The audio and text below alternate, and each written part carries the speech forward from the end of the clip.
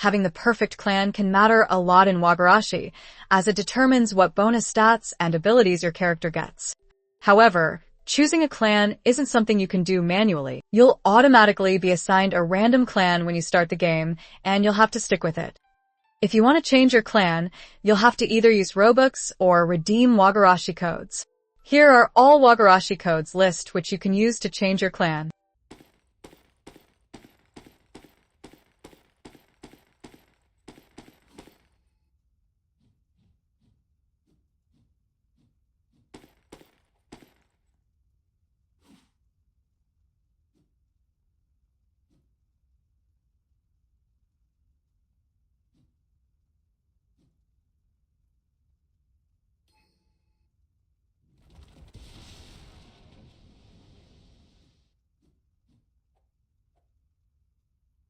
Overall, choose your clan wisely by using all the rerolls at your disposal so that you can invest your skill points into the talents and skills that you'll excel at. I hope you found this video useful. Bye.